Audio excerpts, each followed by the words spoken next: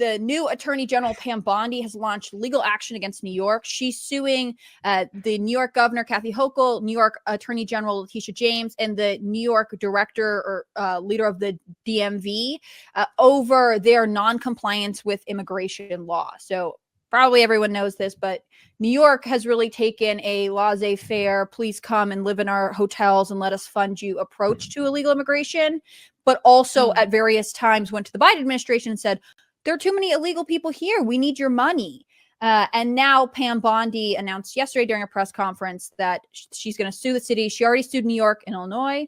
And one of the things that she specifically said was that she's against the green light laws, which allow anyone to get a driver's license in New York without having to prove any sort of citizenship status. And also it requires that the DMV alert migrants, illegal migrants, if ICE is trying to access information about them to basically tip them off. Wow. Yeah. So I don't know how you guys are feeling about this. Are you guys fans of Pam Bondi? I know a lot of people wanted it to be Matt Gaetz. I don't really know who she is, but if she's gonna help deport these illegals, I'm a fan. Well, you got deported, right, Melonie? I did, and I'm back now. But for it's not so bad. They just had I'm the only illegal that's allowed to stay. What are the merits of you allowing you to stay over everyone else there, Melonie? It's because I am transracial, so I'm only illegal when I feel like it. So yeah, that's not popular anymore. It used to be popular. It used to be trendy, but I think those days are long gone, especially with the larger kind of cutting of U.S. aid funding to a lot of that kind of nonsensical, crazy, woke, liberal dribble. But regarding Pam Bondi, I mean, she has an interesting record. She doesn't have the best record on the First Amendment and on the Second Amendment. But so far, I think she's doing pretty good. I'm always there to criticize government because that's, what I've been doing for like 21 plus years. But truly, I think she's doing a pretty good job. She sued Illinois. She's suing New York. And I think the larger kind of bigger piece here that a lot of people are failing to kind of connect the dots on are the larger kind of connection with Mayor Adams. Because he knows where the skeletons are buried. He knows what's in those closets. He knows a lot of the dirty secrets of how a lot of this kind of immigration, NGO, money laundering / human trafficking operation actually gets done. So I think the DOJ also recommending to, stop the charges against him kind of going to Mar-a-Lago plays to a larger role of him saying, I kind of really know what's going on here, and I'm going to prevent a lot of the kind of human trafficking, a lot of the money laundering here. And I think he is going to be playing a major role in these upcoming legal actions that Pam Bondi is doing. But the big announcement, we should pay attention to this, and we might potentially want to go live to this. I'm going to keep an eye on this. But Donald Trump said that he, along with Elon Musk, with Pam Bondi, are going to be doing a press conference today, specifically going after the huge fraud, waste, and abuse from the federal government. So in just a few moments from now, we potentially could be seeing some serious charges against the larger predators within our own government that have been taking all this tax dollars for themselves. Ooh. Right. I think you could see, I agree with you. I think Eric Adams plays an interesting role in all of this. But I foresee that the liberal media will say that he is basically being bribed by the Trump administration to comply, despite the fact that he was critical of how the Biden administration treated illegal immigration during Biden's time in the White House. Yeah, and that's probably why he got charged. Let's just be honest here. That's probably the main reason. Sorry, go ahead. No, it's okay. Yesterday during her press conference, Pam Bondi was asked, how are mayors like Eric Adams, but also the mayor of Denver, responding to these actions, because the mayor of Denver had seemed sort of hostile, like he was going to resist. And obviously Eric Adams is different. She specifically said, oh yeah, Eric Adams is complying. And I think you'll start seeing people saying that basically the Trump administration is bribing certain mayors with compliance. I'm going to pull this story really quickly.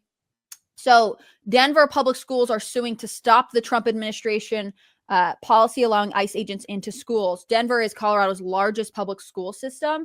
And this has been sort of one of the talking points, that as Trump ramps up his efforts to allow ICE and other border protection agents to do their job, that they're going to go into churches, they're going to go into schools, they're going to terrorize children. I don't know if you guys have any thoughts on this. Do you think that schools should be left off the table, or do you think Trump's within his rights here to have ICE agents go to schools? I think he's within his rights here. I mean, illegals are illegals. Like, they shouldn't be here. And so it doesn't matter where. I don't think anywhere should be off limits to deport illegals and tell them if they want to get here to do so through legal means. Yeah, I think there's a priority list, though. I think there should be a larger focus on the criminal elements here and the larger criminal enterprises that are at play here, because there are larger criminal gangs that do organize and do recruit in high schools. If you learn about the kind of criminal underworld in a lot of these inner cities, the recruitment and a lot of the crime happens with young children, where they're kind of forced to do this since the since the laws are skewed different against them. So when they do a heinous crime, they don't get punished as severely. And if there are criminal elements using high school children to conduct a lot of their illegal activities, yes, I think that's a priority here. But, beginning here, there's a lot of criminals, there's a lot of bad people out there. And I would rather, instead of just sending ICE agents to schools, I would rather send them into, those apartment complexes in Colorado. I would rather them be in some of the larger dens of illegality and criminality that should be focused here, because you're giving the left what they want here. You're giving them an emotional plea. You're going to have those kind of Eliana Gonzalez moments that you kind of want to avoid now, strategically and politically speaking. And I do believe we do have to be tougher on our border policies, but let's start off right. That's my take. Right. I think that there's a lot of places you can triage and put agents that aren't necessarily schools. On the other hand, I've heard from a lot of people, I mean, this was happening, I believe, in Brooklyn, that there will be basically illegal aliens housed or given services at schools. So in some ways, like, I think that probably it's not just going after children the way the left wants it to be. It's any kind of adult who might have a criminal background, who's here illegally, who's on a school property. If they hang out at the school long enough, does that mean that ICE has to just stand on the side and be like, oh, well, we can't get you? Exactly. It's like when you're playing capture the flag and there's like a safe zone or whatever. Like, right. So, I don't know that this is. If they sue and we're succeeding in this, then that's just what's going to happen, is then they're all going to take refuge in schools. This makes no sense. Well, and the other story that sort of bubbled up over the last couple of days, and I bet Luke will have opinions on this, was Tom Homan, the border czar, and this was backed up by Kristi Noem, saying that they believe some of the leaks about ICE raids are coming from the FBI. That seems like it's very much compromising domestic security. Well, this was Kristi Noem of the head of Homeland Security. She came out and kind of hinted at, it's probably the FBI. That's and Homan said it directly when asked. He was like, "Wow, it's the FBI." So, Kash Patel can't come soon enough. I know tomorrow we're going to find out if he is confirmed. RFK Jr. was just confirmed. I know we're going to be talking about that in a little bit here, but he can't come soon enough to, I think, one of the most biased, abusive governments within the federal bureaucracy. I mean, there's photos, and I made T-shirts about this, where you literally have ginormous, blubbered human beings with masks on, representing LGBTQ signs, on their knees with their fist up, supporting BLM. Those are the people that are at the FBI. Those are the people that are deciding, those cartel guys, those terrorist guys, they're not that important. Those school teacher parent conferences, though. Oh yeah, we got to get on that. Those pro-life groups, oh man, they're expressing we'll get the Latin opinions. mass Catholics, you really got to keep those guys in check. Well, there's one Catholic that's weird that I think they should keep an eye on, but other than that, I think it was clearly a larger kind of abuse of power, and these are the people that hate seeing what's going on right now, because it's a total recall to everything that they fought for everything that they've been trying to fortify, for everything that represents their larger ideology. And I do understand, especially understanding how the FBI has been acting, why these leaks are coming from the FBI. And again, we saw 40% of the staff there literally work on the J6 cases. 40% of the officers there worked on the J6 case. This is meanwhile, Pam Bondi's able to bring up a mom whose daughter was brutally attacked and ultimately killed by an illegal immigrant in Maryland, and it's representational of an experience that happens all the time. I think a lot of people feel like the government's priority is not protecting them or using their resources to best serve the community. Melonie, I want to ask you, do you feel like people's perception of who the bad guy is has changed over the last 4 years? Because 4 years ago, in 2016, I guess that's 8 at this point, when Donald Trump was running, people were aghast that he would talk about illegal immigration. And now it seems like people are much more on board with acknowledging the dangers of unchecked illegal immigration, and they're more skeptical of the federal government. Right. I think there's definitely been a big shift with a lot of people. I mean, had to heck around and find out under the Biden administration and see just how crap hit the fan with all of that. So I think a lot of people in general who had TDS before are like, hey, wait a minute, Trump was right for one reason or another. And then whatever reason got them there, I think they've been more open with the other stuff. And I mean, I'm just seeing on TikTok even, there's this guy who was like, man, thank you, Trump. I've been trying so hard to get a job. I've been having to Uber because finding a job has been tough. But now that he's been deporting some of these illegal immigrants, then I walked up to a construction site. I got hired on the spot. My first day of work today. Thank you so much, Donald Trump.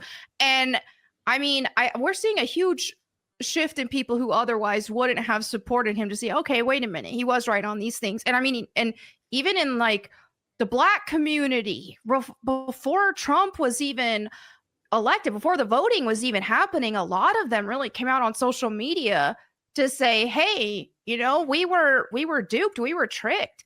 And Trump hasn't been the bad guy, and show us where Trump was racist, as they've been saying, you know, and nobody can show anything. It's been interesting listening to the postmortems where people are like, well, the context is different, which is code for like, oh, now I see the impact that Trump was warning about. Go ahead, Luke. Yep. Yeah, no, it's pretty crazy to see, you know, these things aren't radical policies. Bill Clinton used to talk about them very nonchalantly, specifically when it came to, you know, deporting illegals and having strong standards to allow people to come into our country. This is not a radical idea. This used to be a normal idea. The radical idea was forced onto us by USAID, by a lot of this wasteful spending, by a lot of the intel agencies connected to this larger trafficking operation that was essentially there to destroy the middle class of this country. If you look at the blue collar workers, they were screwed here more than anyone else. Their cost of housing went up. The cost of labor went down. It was harder and harder to survive here. And then only under the kind of Obama years did we really start to see this larger kind of weird process. Obama still was very closed borders. Obama, when you look at his statements, and especially when he was campaigning, was talking about strong borders as well. This kind of lunacy and insanity did start under his reign and really kind of crescendoed under Joe Biden, that absolutely put in some of the most ridiculous border policies that are so detrimental, that are so damaging. And this is of key importance for Trump to deal with, because I think Trump understands this is not only changing the demographics of our country, but it's changing the political landscape. These people that they're importing in are going to be future Democratic voters. They're the ones that are going to get more congressional representation. They're the ones that are going to get more electoral college vote. They're the ones that are in these liberal sanctuary cities. And unless Donald Trump deals with these issues, this country is going to be Democratic forever. And I think that's exactly what Biden is doing. And he, you know, listen, it's going to be very difficult to undo what he has done, but it might be already too late. The future of this country could be already overwhelmingly Democratic with just how many people walked into the United States under his reign. Look at this black-pilled Luke here on Conspiracy Cast.